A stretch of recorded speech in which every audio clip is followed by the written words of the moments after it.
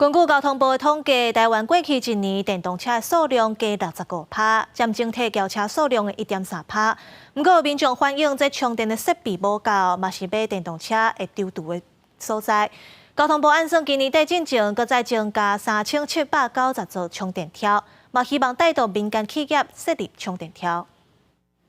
甲充电枪接起你车顶的充电孔，就通开始充电。根据交通部的统计，台湾电动小客车的数量已经达到整体小客车数量的1.3%。另外，自2024年之月到2025年之月，这一年来电动小客车的数量增加65%，显示国内电动车数量快速增加，充电需求也增加。但是有部分民众表示，唔但公有的停车场充电条数量无够，快速充电的数量也建议要增加。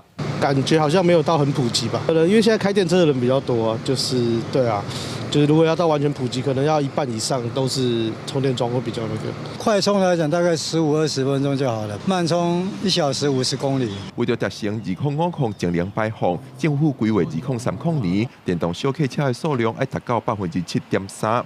不过，电动车的充电设备目前到2月底，台湾公共充电条的数量有超过1万座。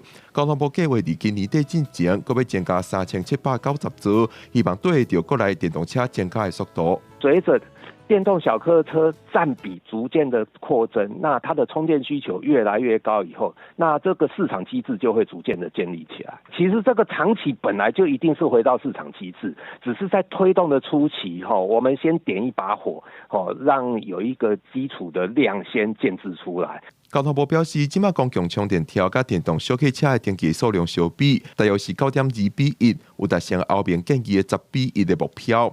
交通部希望初期先由政府带头设立充电条，做来带动民间企业对着脚步，以市场机制增加充电条的数量，满足未来电动车的需求，嘛达成减碳的目标。记者林玉凯台北报道。